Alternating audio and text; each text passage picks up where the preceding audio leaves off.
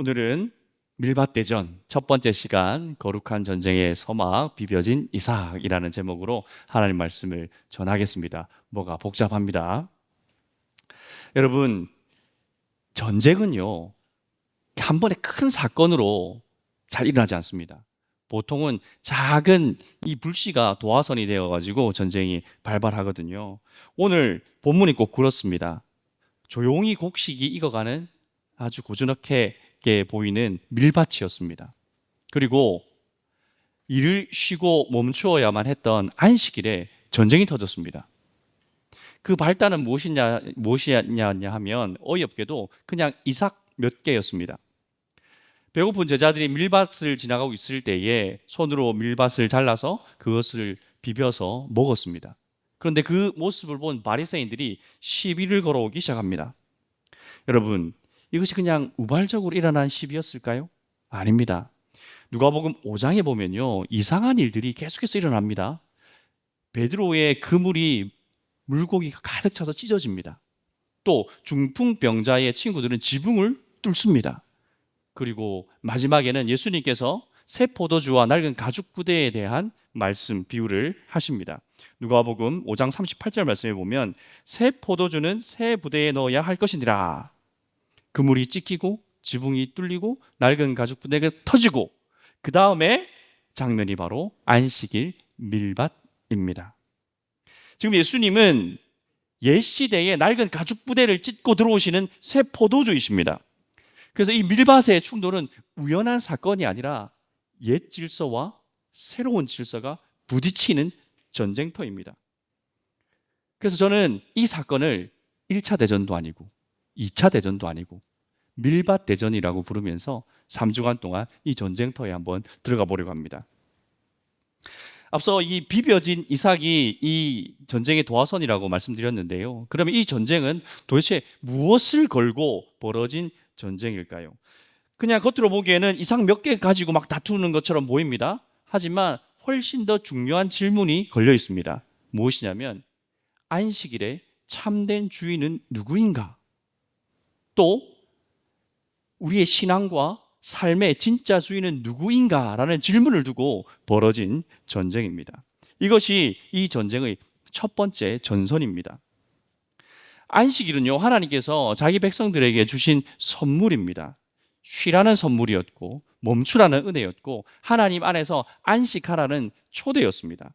그런데 이 안식일이요, 예수님 당시 바리새인들의 손에 들어가니까 안식일이 사람을 살리는 쉼이 아니라 사람들을 감시하고 정죄하는 감옥이 되어버렸습니다. 그런데 여러분, 이것이 단지 바리새인들의 이야기만은 아닙니다. 우리의 삶에도요, 이런 일들이 얼마든지 일어날 수 있습니다. 하나님이 주신 좋은 것들이 어느 순간 하나님보다 더 커질 때가 있습니다.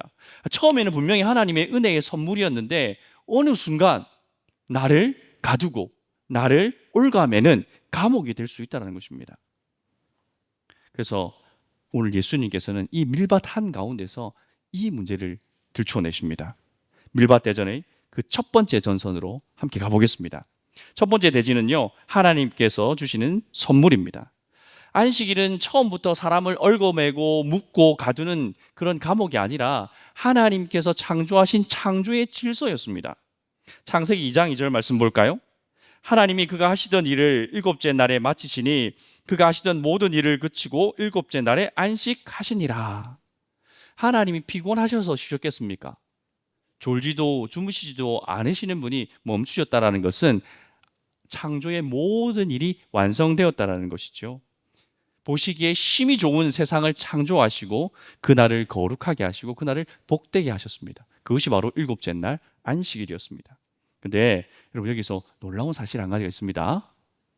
아담이 언제 창조되죠? 몇째 날?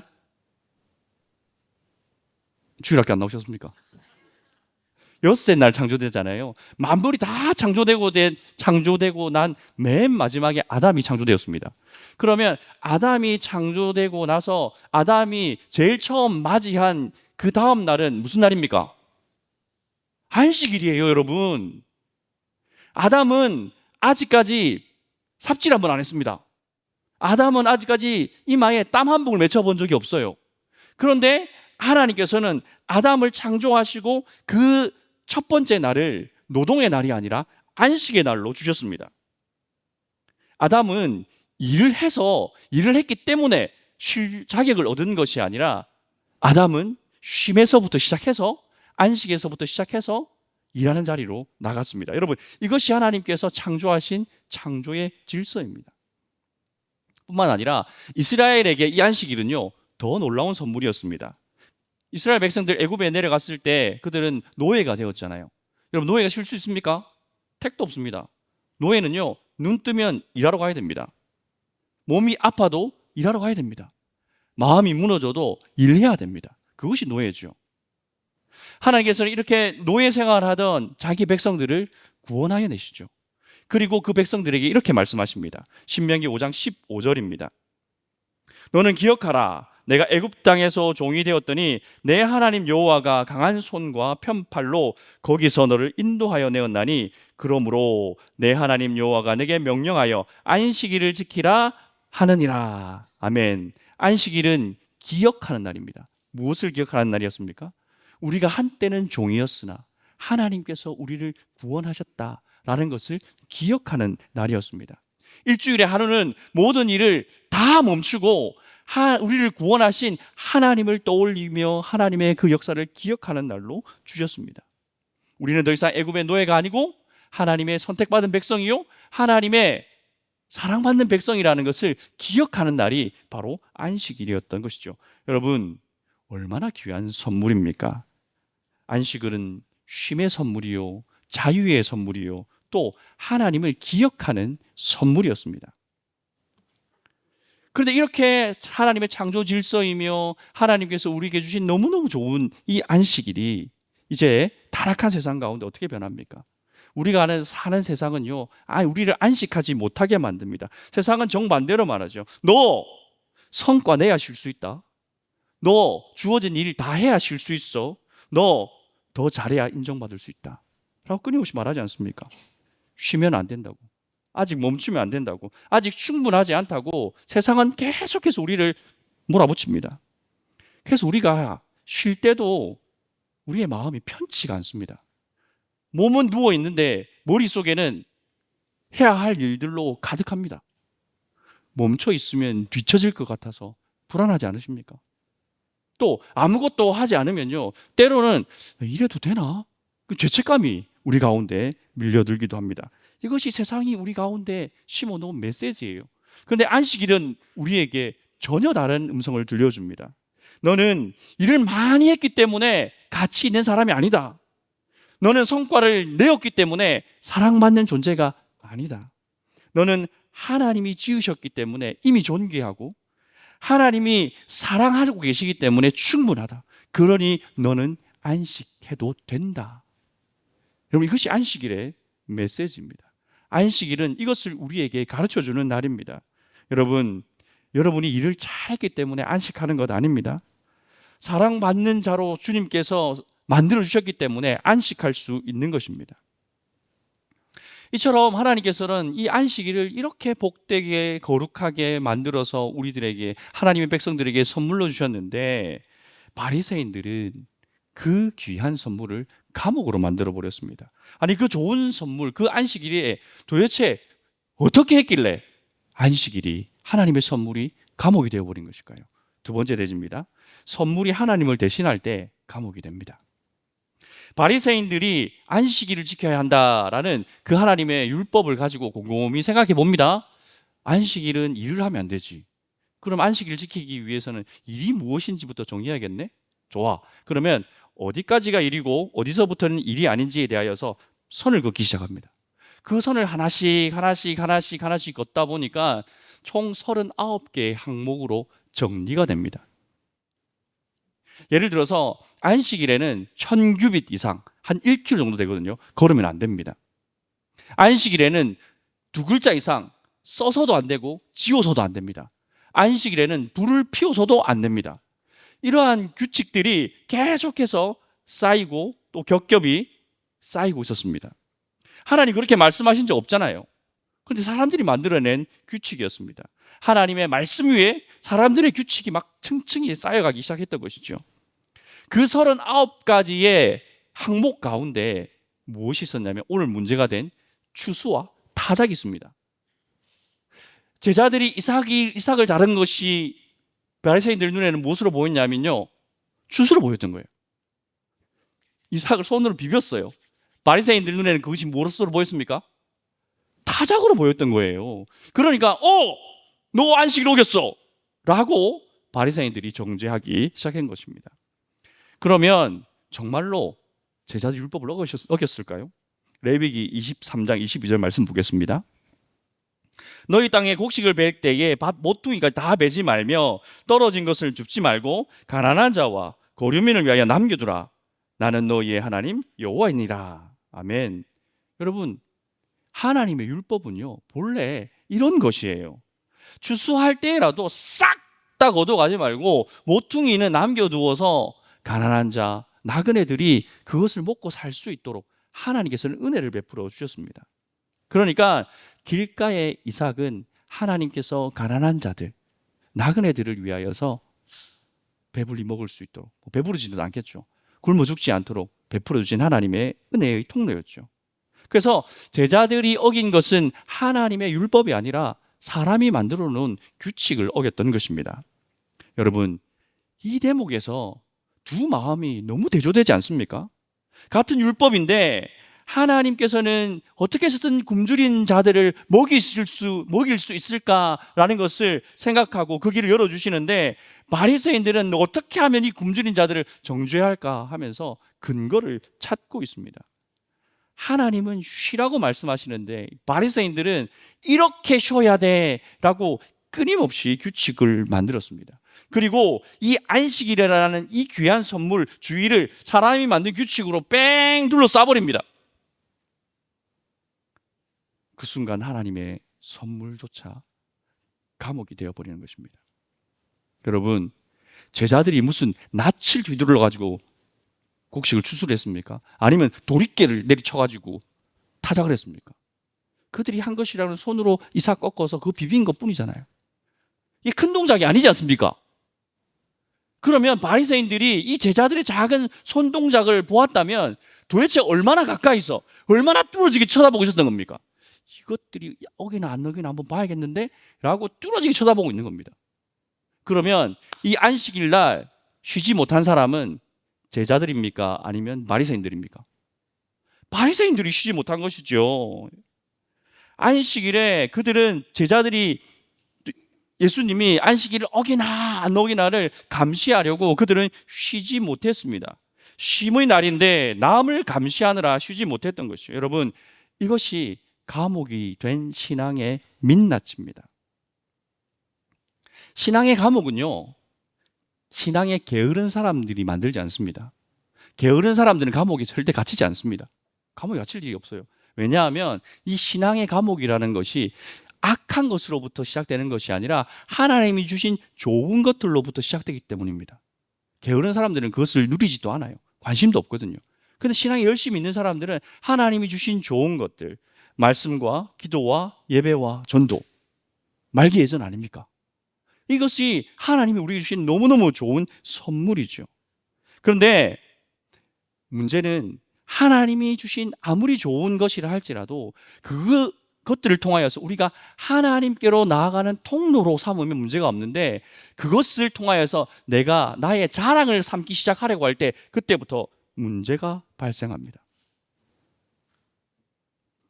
예배가 은혜의 자리가 아니라 출석 점수가 되고, 기도가 주님을 만나는 자리가 아니라 채워야 할 숙제가 되고요, 금요기도회가 이게 사모함으로 나오는 것이 아니라 나 금요기도회 나가는 사람이야 라는 훈장이 되고, 봉사가 사랑의 통로가 아니라 내 의를 내세우는 근거가 될 때에 하나님이 주신 아무리 좋은 것이라 할지라도 그 순간 그것은 우리를 가두는 감옥이 되어버립니다.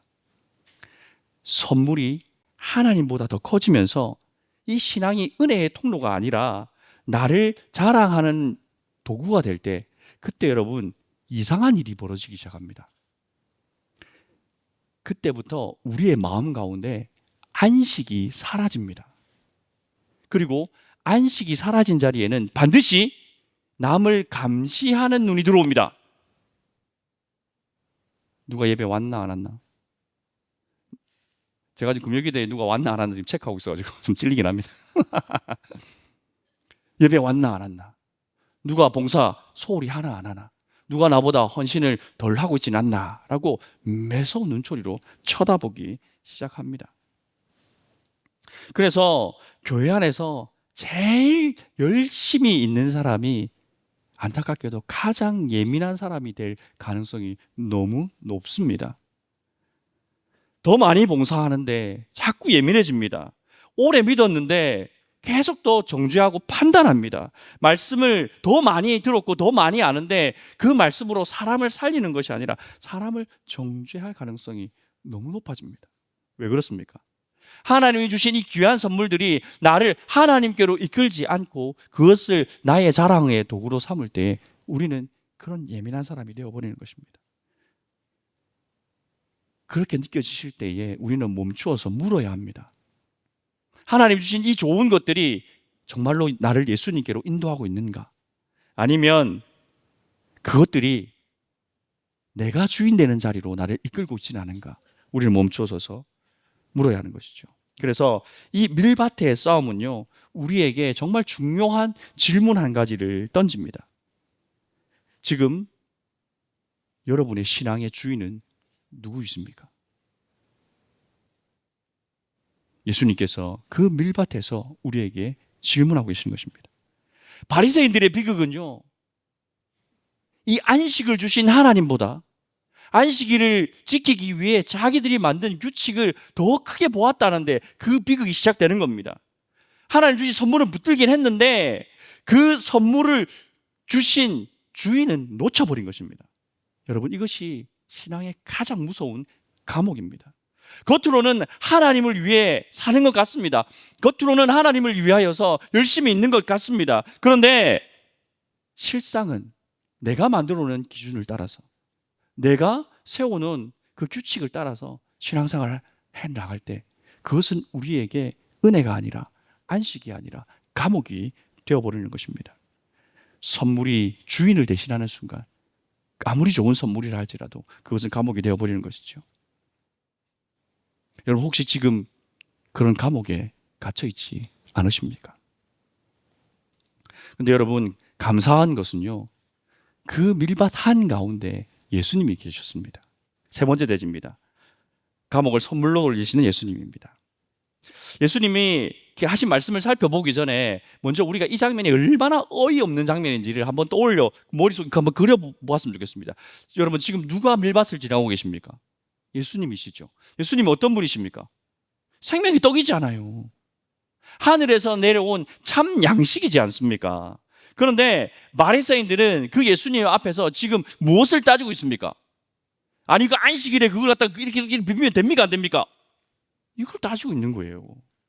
그 안식일의 주인이 오셨는데 그 안식일의 주인 앞에서 안식일 위반하셨습니다. 닥치 끊고 있는 거랑 같은 거죠. 이 얼마나 우스운 장면입니까? 저만 우습군요. 여러분, 이것이 옛시대의 비극입니다. 주인이 눈앞에 오셨는데도 주인이 주인인 줄 알아보지를 못해요. 생명을 주러 오신 분 앞에서 이삭의 이 손으로 비비는 동작이 맞네 틀리네 이것을 따지고 앉아 있습니다. 배고픈 사람들이 그들의 눈앞에 있는데 그들은 긍휼한 마음보다는 왜 위반했느냐고 그 위반 사항을 찾기에 혈안이 되어 있습니다. 그래서 여러분, 옛 시대는요 절대로 사람을 살릴 수가 없습니다. 그것이 옛 시대의 비극이에요. 옛 시대는 그냥 감시하고 따지고 정죄하는 시대입니다. 그래서 하나님이 주신 선물마저 사람들을 얽어매는, 사람들을 가두는 감옥으로 만들어버린 거죠. 근데 여러분, 이제 전세가 역전되는 순간이 찾아옵니다. 지금까지는요 이 전쟁터가 완전히 일방적인 싸움이었습니다. 바리새인들이 전통이라는 또 규칙이라는 무기를 들고 마구 휘두르면서 제자들을 몰아붙였습니다. 제자들은 변변한 무기도 없이 그냥 정죄의 그 모든 화살들을 다 맞고 있었어요. 누가 봐도 완전히 한쪽으로 기운 그래, 저 사람들이 잘못했네 라는 그런 판결이 내리기 직전이었습니다. 바로 그 순간 예수님께서 참전하십니다. 그런데 예수님께서 아니, 우리 애들이 배가 고파서 그랬으니까 좀 봐줘라 야. 왜 그러냐? 그 정도 가지고 이렇게 하지 않으시고, 아니 잠깐만 있어봐, 타작, 추수 그 규칙이 정말 진짜 맞는지 안 맞는지 한번 따져봐야 되는 거 아니야? 한번 따져보자, 토론해보자, 이렇게 반응하지 않으셨습니다. 왜 그러냐? 왜 그렇습니까? 이 전투는 규칙 해석에 관한 싸움이 아닙니다. 만약에 예수님이 그렇게 규칙이 맞는지 틀리는지를 따지기 시작하면 바리새인들의 그 싸움에 휘말려 들어가는 거예요. 이 싸움은 규칙에 관한 전쟁이 아니라 주권에 관한 전쟁이었습니다. 안식일의 주인이 누구이냐? 누가 하나님의 백성을 다스릴 수 있느냐? 누가 죽어가는 사람을 살릴 수 있느냐? 이것에 대한 싸움이었습니다. 그래서 예수님께서 한 말씀으로 이 전세를 완전히 뒤집으십니다. 누가복음 6장 5절입니다. 우리 같이 읽어봅시다. 또 이르시되 인자는 안식일의 주인이라 하시더라. 이 한마디가 떨어지는 순간 모든 전쟁은 끝장납니다. 전세가 완전히 역전돼 버리죠. 바리새인들이 세워놓은, 사람들이 만든 39개의 그 두꺼운 규칙의 장벽이 이 말씀 하나에 다 무너지는 것입니다. 사람의 전통이 하나님의 자리를 대신하고 있었는데 그들이 그 전통을 쫓아내는 것입니다. 선물을 감옥으로 만들었던 시대를 예수님께서 허물어뜨리는 것입니다. 그 예수님께서는 이렇게 선포하시는 것과 같습니다. 안식일은 너희 손에 맡겨져 있는 감옥도 아니고 사람을 묶는 날도 아니야. 내가 안식일의 주인이고 내가 그 날을 회복하러 왔다라고 선언하고 계시는 것입니다. 여러분, 진짜 주인이 전쟁에 들어오면 가짜 주인은 퇴각할 수밖에 없습니다. 진짜 주인이 오기까지 가짜 주인이 주인 행세를 했습니다. 바리새인들이 주인 행세를 했고요, 규칙이 주인 행세를 했고, 전통이 주인 행세를 했습니다. 그런데 진짜 주인이 밀밭으로 들어오시는 순간 모든 가짜 주인들은 퇴각합니다. 여러분, 예수님이 들어오시는 그 곳곳마다 낡은 시대는 견디지 못했습니다. 누가복음 5장에서 베드로가 말씀에 순종했을 때에 그물이 찢어졌습니다. 믿음 앞에서 막혀있던 지붕은 열렸습니다. 새 포도주가 들어오자 낡은 가죽 부대는 찢어졌습니다. 그리고 예수님께서 밀밭에 오셨을 때 하나님 주신 그 귀한 선물 안식일을 가로막고 있던 39개의 장벽이 순식간에 무너지는 것입니다. 왜 그렇습니까? 새 시대가 도래했기 때문입니다. 새 포도주가 오셨기 때문입니다. 안식일의 참 주인이신 예수님께서 오셨기 때문에 그 모든 것들이 순식간에 와르르 무너지는 것입니다. 그래서 오늘 이 밀밭의 말씀은요, 오늘 말씀은 밀밭에서 붙은 작은 시비가 아닙니다. 이것은 이제 새로운 시대가 열렸다는 것을 선포하시는 개전 선언과 같은 것입니다. 여러분, 예수님이 오시면 정죄의 시대는 끝이 납니다. 감시의 시대도 끝이 납니다. 하나님이 주신 그 선물이 우리를 가두는 감옥의 시대는 종지부를 찍고 이제 새로운 시대가 열리는 것입니다. 배고픈 자들이 사람 눈치 보지 않고 먹을 수 있는 시대가 열리는 것입니다. 수고하고 무거운 짐진 자들이 주님께 나아가서 쉴 수 있는 새로운 시대가 열리는 것입니다. 선물이 다시 선물이 되는 시대, 안식일의 주인이신 예수님 안에서 참된 안식을 누릴 수 있는 새로운 시대를 예수님께서 지금 열로 제치고 계시는 것입니다. 오늘 이 밤에 이 전선에서 옛 규칙은 여전히 우리에게 말합니다. 더 일해라, 더 성과 내라, 더 열심히 해야지, 그래야 너 쉴 수 있어. 하지만 예수님은 우리에게 말씀하십니다. 새 시대의 왕이신 예수님 우리에게 선포하십니다. 내가 안식일의 주인이다. 그러니 나에게로 와서 쉬어라, 안식하라 라고 우리에게 말씀하십니다. 여러분, 내가 감옥 부수는 것 아닙니다. 내가 새 시대를 여는 것 아닙니다. 예수님께서 이미 새 시대를 열어놓으신 줄 믿으시기 바랍니다. 그래서 오늘 우리가 외칠 기도는 패잔병의 기도가 아닙니다. 오늘 우리가 외칠 기도는 새 왕이 오셨음을 선포하는 승리의 함성과 같은 것입니다. 그럼 여러분, 우리 함께 고백해 봅시다. 안식일의 주인이 오셨습니다. 안식일의 주인이 오셨습니다. 옆 사람에게 좀 일러주세요. 안식일에 주인이 오셨어요. 아멘. 여러분, 주인이 오시면요, 신앙은 더 이상 감옥일 수 없습니다. 주인이 오시면요, 규칙의 담장은 무너지고 안식의 길이 열리는 것입니다. 주인이 오시면 의무가 된 예배가 다시 만남이 됩니다. 주인이 오시면 숙제가 되었던 기도가 다시 호흡이 되고요, 주인이 오시면 판단이 되었던 말씀이 다시 생명이 됩니다. 주인이 오시면 무거워진 봉사가 다시 사랑이 되고요, 주인이 오시면 짐이 된 사명이 다시 기쁨이 되는 것입니다. 주인이 오시면, 그분을 영접하면 가정도 일도 직분도 다시 선물이 되는 것입니다. 사랑하는 성도 여러분, 옛 시대는 물러가고 새 시대가 진군하고 있습니다. 주인이 오셨습니다. 이제 겸손히 무릎 꿇고 그 주인을 영접하십시오. 사랑하는 성도 여러분, 2000년 전 갈릴리 밀밭을 가르시며 오셨던 예수님께서 오늘 여러분들의 마음의 밀밭을 가르며 다가오고 계십니다. 그분을 영접하십시오. 그분을 주인으로 삼으시고 그분과 함께 신앙도, 삶도, 일도, 봉사도, 모든 것을 주님과 함께 안식하며 나가는 우리 성도님들 되시기를 주님의 이름으로 축원드립니다. 아멘. 기도하겠습니다. 주님, 오늘 밀밭에서 우리 인생의 참 주인이신, 안식일의 참 주인이신 예수님을 만나게 하시니 감사합니다. 우리를 가두었던 그 어떤 감옥보다 주님이 크시다라는 것을 보게 하시니 감사합니다. 주님, 이제 우리의 마음 가운데에서 주인 행세하는 모든 것을 내어 쫓아 주시옵소서.